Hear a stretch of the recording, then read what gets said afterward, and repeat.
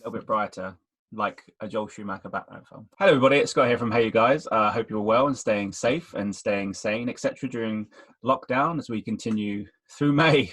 No, we're getting longer and longer into the year. Oh, it's madness. Anyway, welcome back to the channel. As ever, if you like what we do and like everything we do, make sure you smash a little like on this video and subscribe to the YouTube channel. And send us any comments of what we're going to talk about, which I will reveal in a moment. And of course, make sure you bookmark HeyUGuys.com for the hub of everything that we do.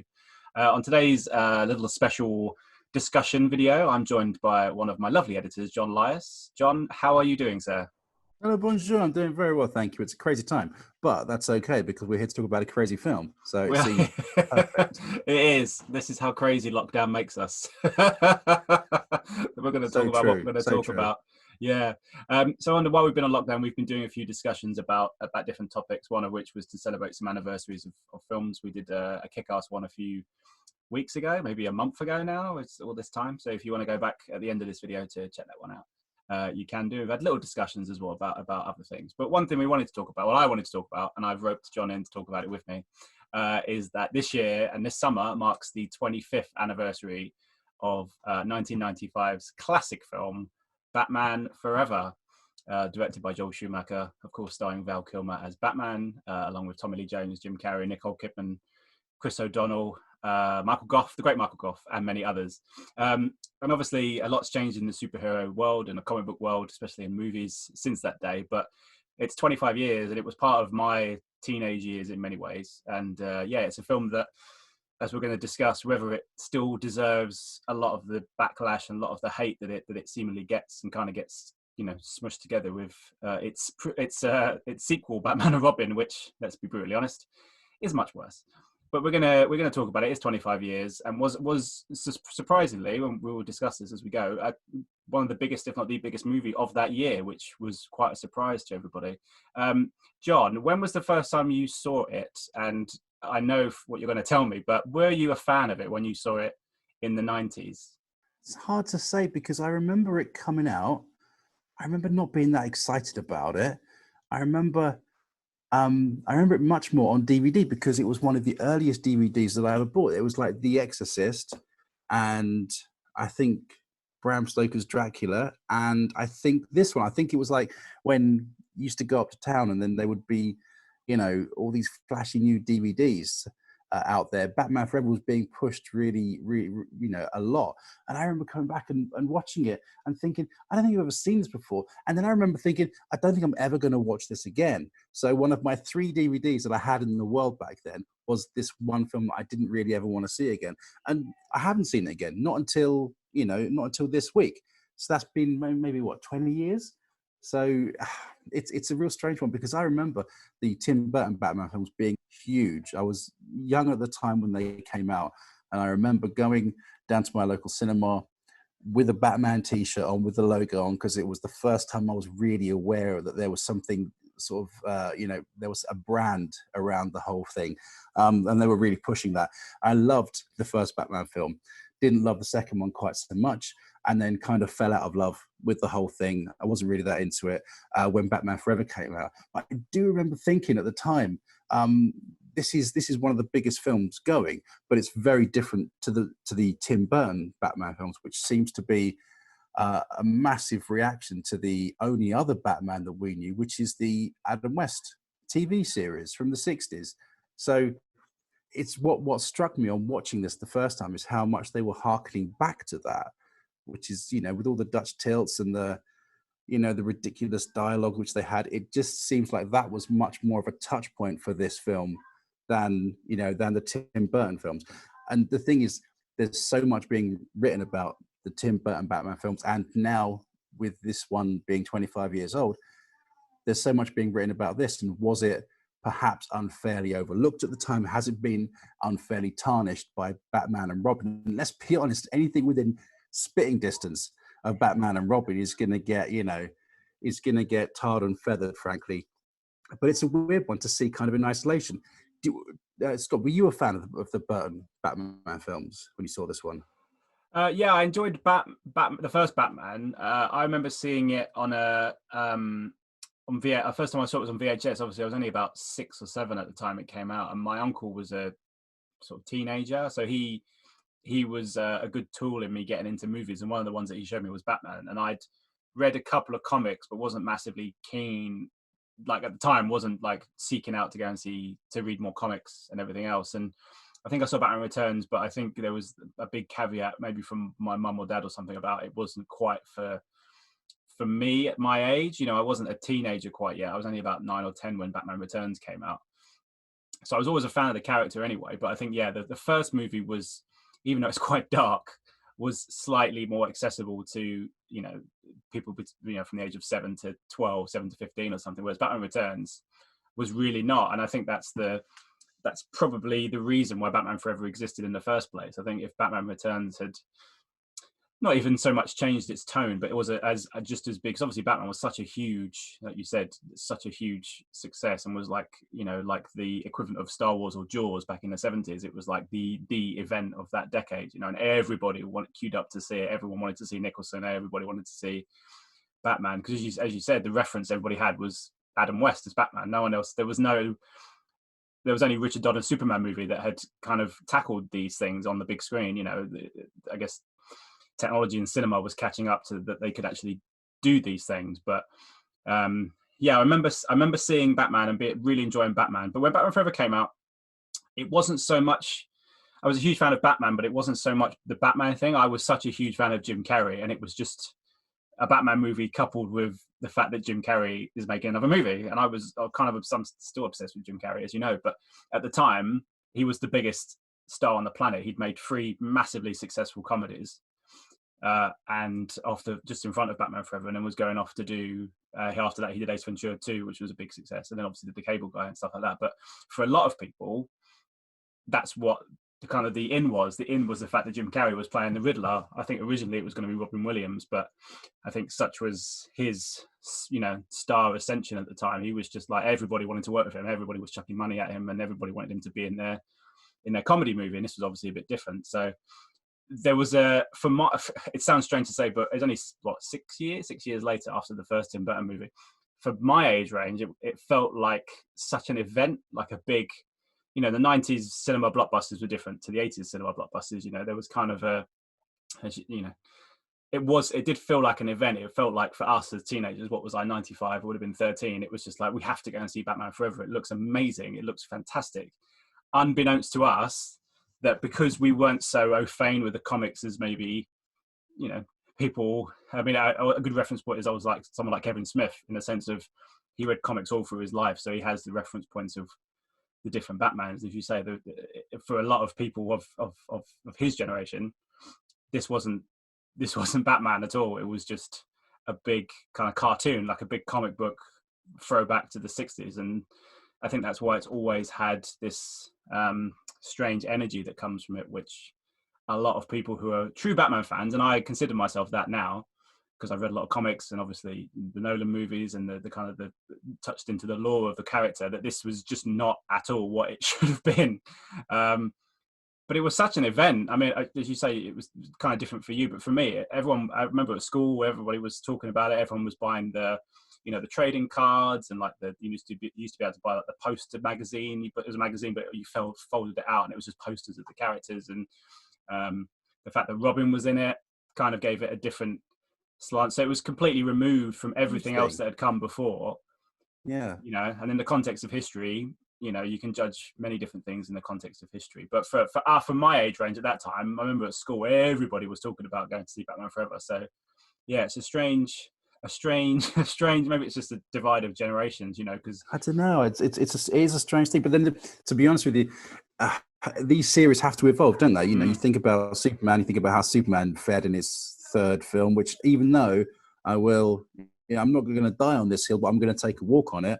You know, Superman 3, I actually really enjoyed for many reasons, even though it doesn't hold a torch to the first 2 films. But you can't escape the fact that there'll be newcomers to things like Batman Forever, but a lot of people would have been so hyped up to see what the next one was, and it was such a, you know, sort of a left turn that I think it freaked out a lot of people. But the interesting thing is, how does it hold up now? Because it is distant, almost as it's kind of lumped in with Batman and Batman Returns now, as because everyone forgets Batman and Robin, quite rightly. But it's one of those things that people tend to forget about it. They remember Jim Carrey, they remember Val Kilmer. This is his only outing. Maybe they remember Tommy Lee Jones, but to be honest with you, I don't remember anything about this film before I saw it. I had no idea what was going on. I forgot Robin was in it. I thought Robin was in Batman and Robin, hence the name, But I had completely forgotten every single thing about it. So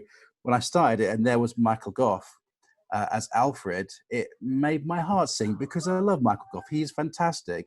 And he was one of the things that provided a bit of continuity and the sort of the weird, Batmobile kind of looked vaguely like Tim Burton's one. So it's almost like they had started pre-production on it, and then Tim Burton said, "No, I'm actually not going to do it." And then said, "Right, so we can bring up the lights a little bit, throw in some neon, get Joel Schumacher, and then sort of put a rocket behind it, and then let it go." So I don't know. It's a really weird film because it was completely forgettable for me, obviously, since the 2 times I saw it. But actually, I kind of found myself enjoying it a little bit, which is quite weird.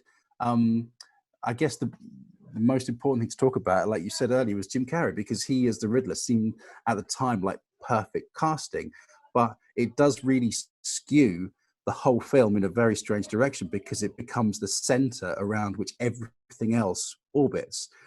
There's the very well-known clash of personalities between Tommy Lee Jones and Jim Carrey, which is given birth to the phrase "I cannot sanction your buffoonery," which is perhaps some of the finest words ever put together in the English language. But I was so surprised when I saw how hammy and how over the top Tommy Lee Jones turned out to be, because this was at the same time as like Men in Black, wasn't it? Around that sort of same time, and The Fugitive just did. Right, exactly. So he was kind of known for being the grumpy stoical one, and I was thinking, I don't know anything about Two-Face. I knew nothing about it at all, but he was so over the top and hammy that I was thinking, is this the Jim Carrey effect? Is this what Jim Carrey coming into the film meant for everything else? It's like it's being run by Jim Carrey's brain, and that's a really strange thing because Val Kilmer's kind of left, and Nicole Kidman's, doctor, whatever she is, appears as like a shadow to in amongst completely outshone by Jim Carrey. Now, you as a fan, that might be a good thing. I'm not a fan of Jim Carrey. I'm not a fan of that crazy over the top extendable limbs.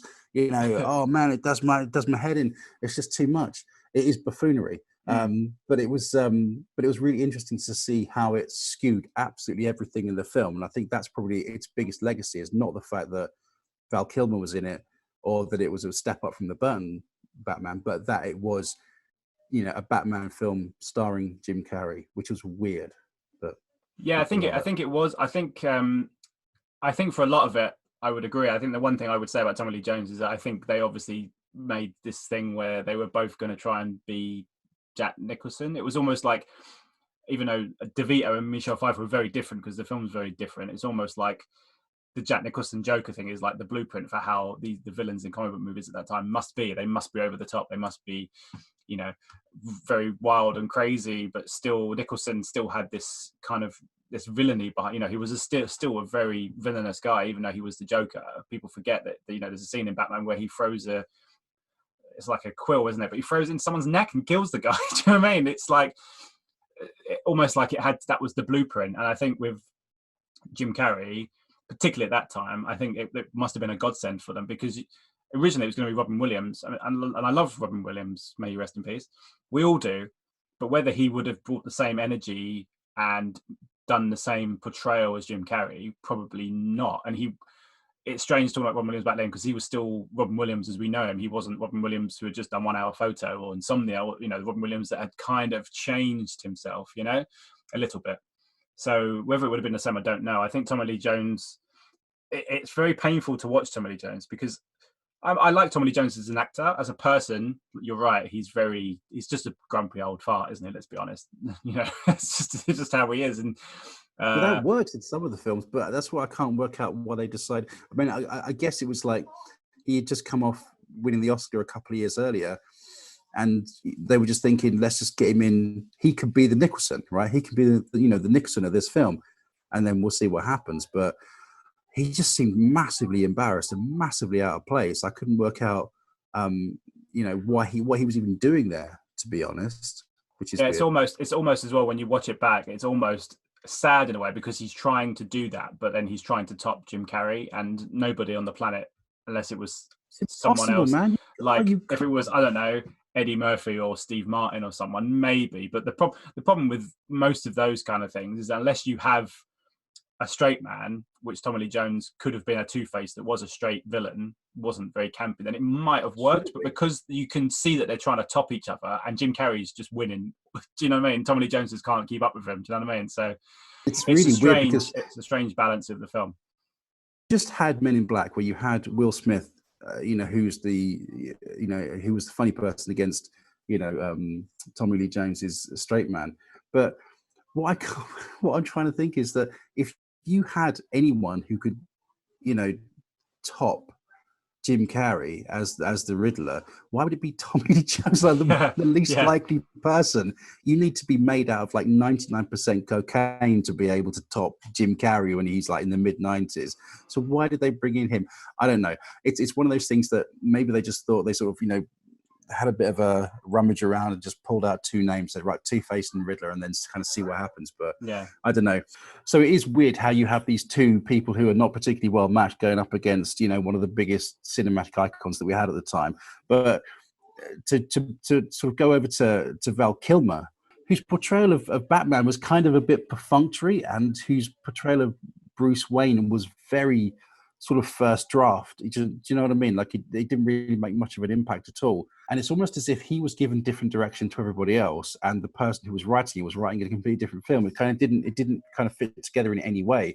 The one bit I did like, and in most of these films, I'm not a fan of Batman as a character. I like Bruce Wayne as a character, but I wonder why it is that his Bruce Wayne was probably the most interesting thing he did in the film. Do you know what I mean? Like his relationship with Robin, and even though that kind of is really interesting for a little bit, where they have that moment in his garage where they're sort of saying, this is a nice bike and blah, blah, blah, you can stay here. That's my favorite bit of his whole involvement.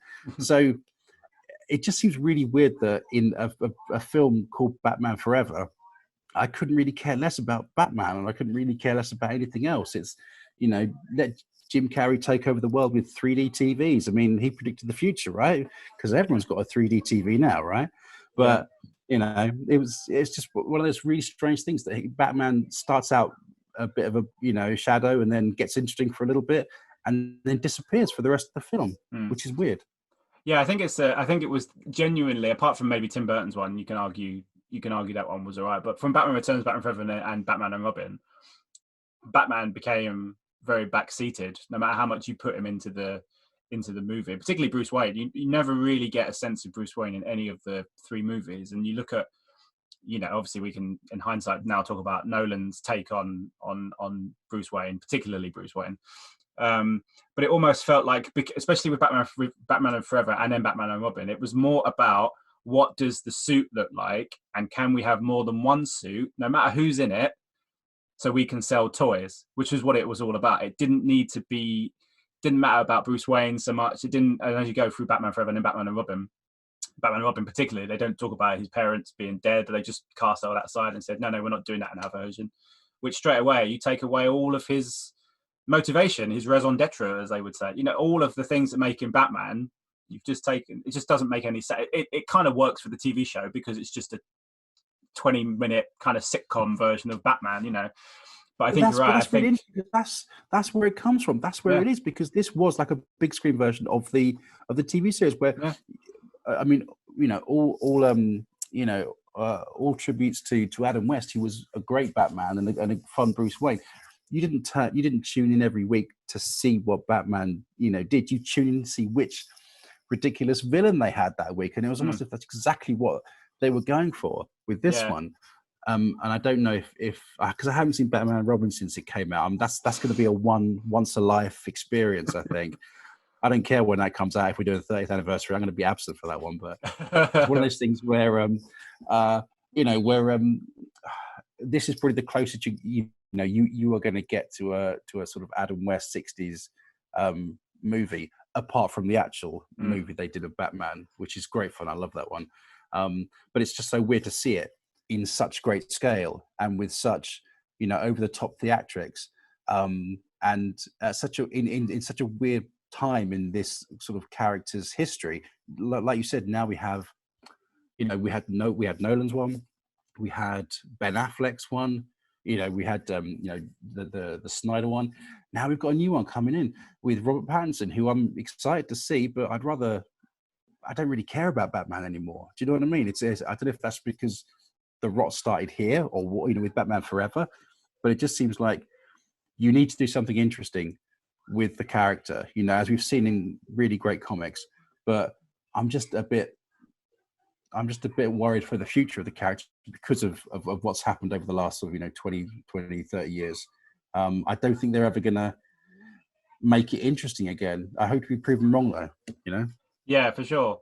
I think with Batman Forever, I think in the context of history, like we say, because it was such a, I think they got away with a lot because of Jim Carrey, I think, but B, I think because it was such a, you could only make a movie like that in the 90s. Like in the 90s, there was such a big kind of... After that, the cocaine mountain in America must have gone down sufficiently enough for that.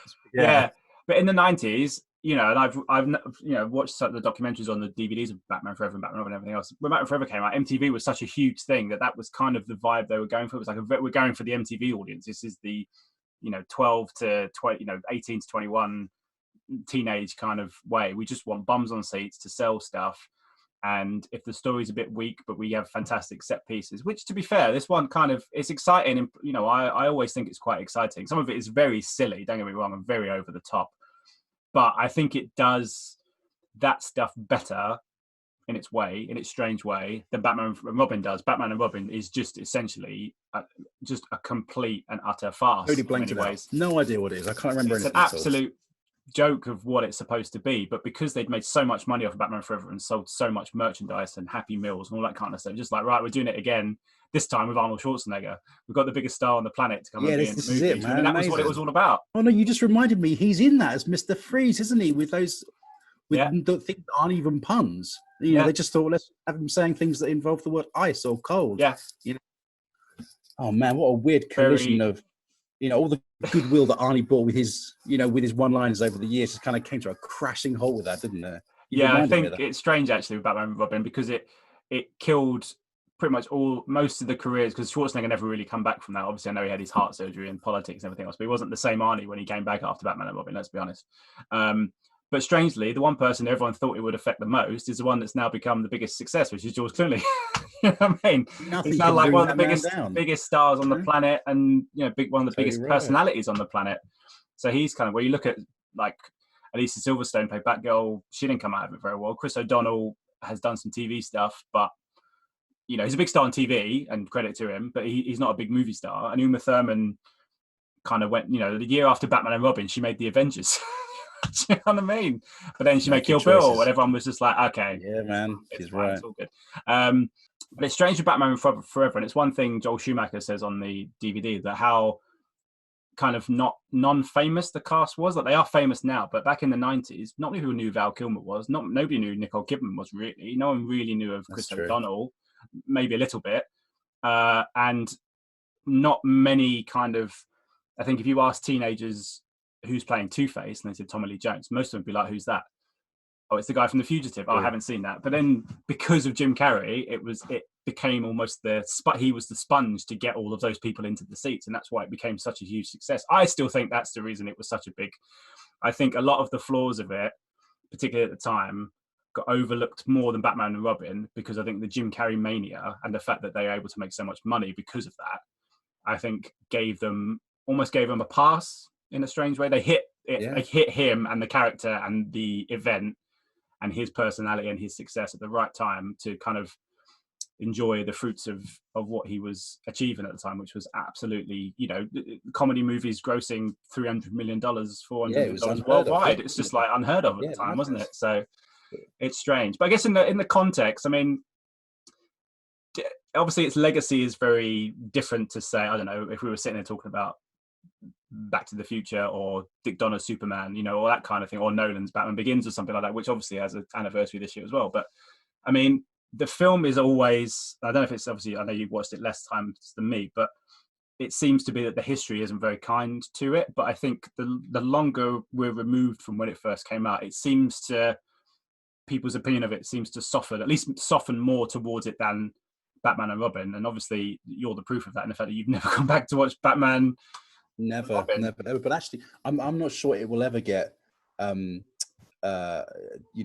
separated from Batman and Robin. I think it's like the Burton Batmans were good, and then the rest of it was rubbish, and then you got Nolan coming along. I think that's the problem. And it's interesting because Joel Schumacher is a very, very fun filmmaker. Do you know what I mean? He's done some amazing stuff, and it's for this anniversary. There's a lot of really good articles about it and interviews with him. Great interview a few years ago, or maybe even a year ago, about his career where he talks about it. And there's actually something that that may affect the legacy that is not part of the official film. So I didn't know this at the time, but I was doing a bit of research when we were preparing for this, and there's a fan edit of this film called the Red Book. Have you heard about that? Have you seen it? Yeah, I've seen. So for those of you that don't know, and I'll just jump in very quickly, the original cut of Batman Forever was much darker than the film that came out. There's a lot of deleted scenes and a lot of stuff that they filmed to do with Bruce Wayne's parents, and that he meets this big giant mechanical bat as part of a vision and all the rest of it. There's quite dark kind of operatic moments to Batman Forever that you never got to see. You can see them now because they're on the DVD. Well, most of them are on the DVD, and it starts in a different way and everything else. But I think, yeah, there's a conversion where people have taken those and recut the film and then taken stuff out that maybe is slightly camper. But yeah, what did you discover? I just discovered that it existed, and because I remember I was just reading about, did everyone else remember that Tommy Lee Jones has actually done this and committed it to film? Because it's, he's escaped that as part of his own legacy. But they were talking about the fact that they had released, or they had some fan had put together this Red Book edition, and they had taken out a lot of, Tommy Lee Jones's more over the top, outbursts, and they had added a few bits of backstory and made it more subtle. I don't know if Joel Schumacher has seen it. He certainly heard about it because one of the interviews asked him about it, and I think he said he'd be interested in seeing it. And it's weird when you have 25 years, whatever, on, or 30, 25 years on, and fans have kind of taken it and are trying to maybe reclaim it a little bit, a bit like they did with Star Wars prequels and stuff. That's I think there are many big problems which stem from the studio's decisions. You can just tell, let's make it like the TV series, you know what I mean? So let's have all these weird angles, let's have all this over the top stuff and make it about the villains. And actually the director might have come to a very different place with it, but when it was cut and when it had to be released, they were like, we can make more money with our version, so therefore we're going to do it. But it'll be interesting if the Red Book edition became more widely available. I don't know if it could, but it's interesting because that's the sort of thing you need in a reappraisal. It's a bit like Kingdom of Heaven. No one talks about the Kingdom of Heaven theatrical cut now. It's all about the director's cut, which I think got a release on DVD. So yeah, I think the only way it's going to escape the legacy of being saddled with Batman and Robin is for there to be another cutout, and then for Joel Schumacher to say yes or something like that. But yeah, it's a shame because there's some good stuff in it and it looks pretty good. I don't think it's ever going to escape the tarnish, which is a shame, really. Yeah, I think also there was I think a lot of people say that the original Daredevil film, the director's cut, is a much better film. Well, it is a much better film than the theatrical version, the one where they put in all the stuff where Matt Murdock, played by Ben Affleck, is actually a lawyer, and he's lawyered, I think it's Coolio. Okay. But it gives it such a better framework of a story than the theatrical cut, because again, it's very much about, we need to see Daredevil do this and this. Anyway, but it's strange Batman Forever because I think there's still, and people will criticize me for this, I'm sure, but I still think there's a little bit, especially in the MCU, especially Thor Ragnarok, for example, where I'm not saying Batman Forever is an influence, but where you can take a character and do something different and make it very poppy and punky and a little bit off kilter, but still maintain a sense of heightened reality, where there's character development and there's things going on rather than just crash bang wallop. So if you look at someone like Thor Ragnarok, that is exactly what Taika Waititi did. He mixed, Thor: The Dark World was very a muted response, if you like, even though it made a lot of money and stuff. That's the one that people would say is probably the weakest MCU movie. Obviously, people have different opinions, but that and Iron Man 2 are usually the two that crop up. But when you look at something like Thor Ragnarok, they did pretty much exactly what they did for Batman Forever, where they said, right, we're going to change it up a little bit. We need a different direction, a different focus on what we're going to do with the same characters and everything else, but something different. But I think the difference with that is they picked a director that was that had such a unique sensibility and such a unique sense of unique vision, that they followed his vision rather than saying, right, this is what we want and just go and make it. Whereas Batman Forever was very much, I think, committee based, where it's like, we need to sell toys, we need to do this, we need Batman to have 2 suits. Which is kind of strange now when you think back and you look at the Nolan movies or something like that. You think, why does he need 2 suits? Like, I understand why he needs a separate suit to fight Superman. Why does he need a super duper? I don't know. He's whatever. But you can see the kind of you can see the kind of difference between doing it the right way and doing it maybe the wrong way. So it's strange. But I mean, it's a strange movie, Batman Forever. And in the context of a Batman movie and a Batman story, it's not really anything that's a true reflection of Batman at all. But I still maintain it's good fun. I think it's great fun. And I think it's because of Jim Carrey. A lot of it is because of Jim Carrey. But I think the elements around him most of them work enough to make the film fun. I still think Tommy Lee Jones is absolutely horrendous in the film, and I think he's totally miscast. I still think there's not enough development to Bruce Wayne or Batman. He just turns up and says a few things and off he goes.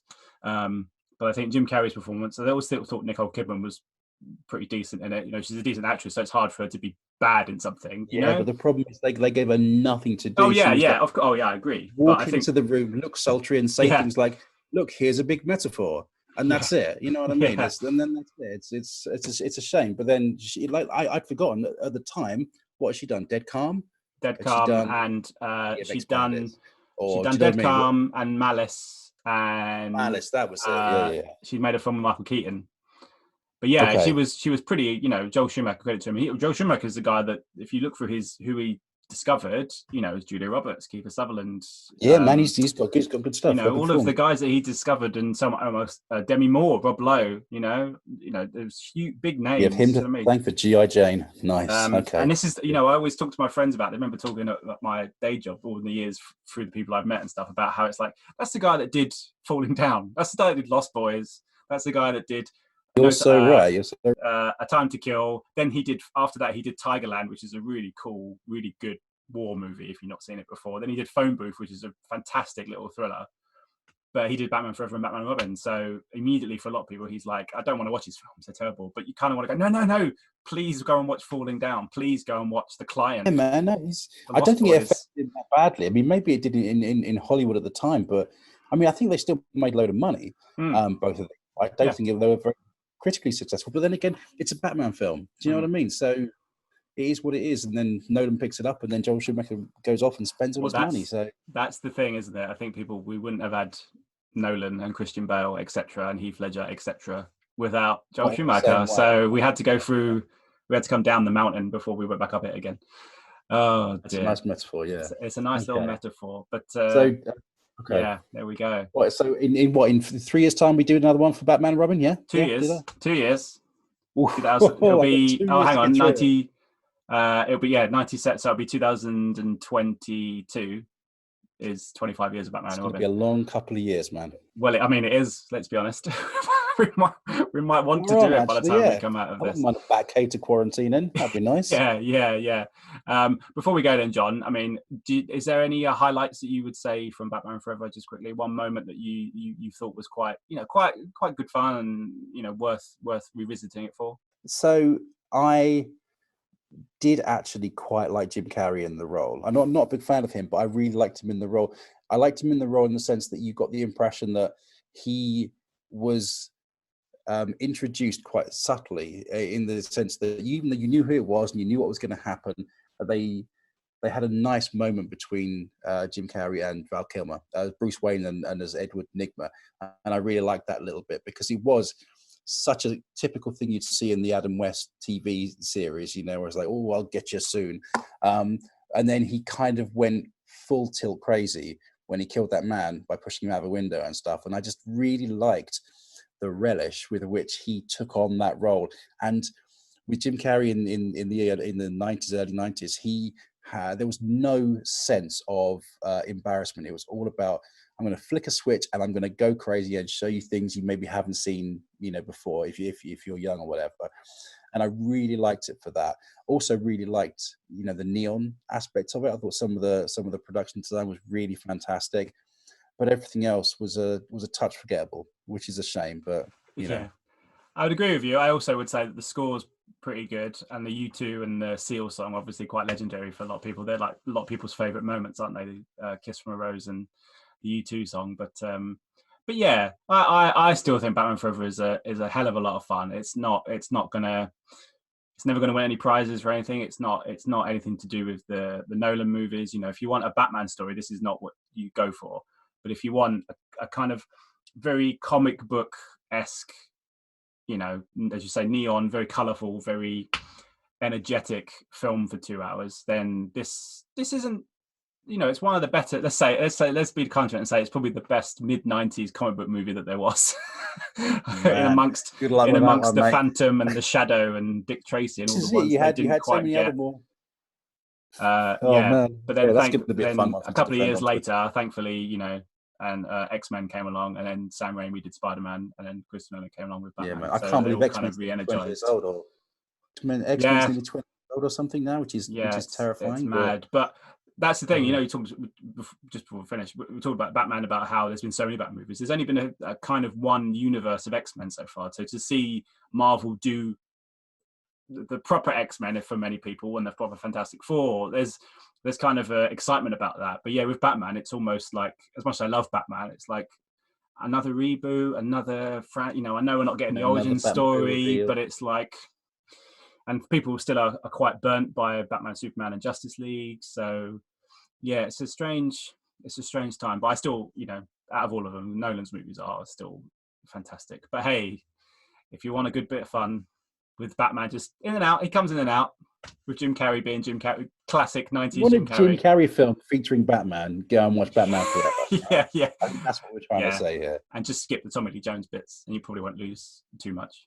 So there we go. I think it's this July, Batman Forever turns 25. It was a huge success when it came out, which I think a lot of people forget somewhat, that it was such a huge moneymaker for Warner Brothers. But hey, we got Batman and Robin, and it all just went a bit pear-shaped. So there we go. But we thought we'd celebrate, and hey, it's a good bit of fun. So let us know in the comments what you think of Batman Forever. Whether you liked it, whether you dislike it. I'm sure there's lots of both.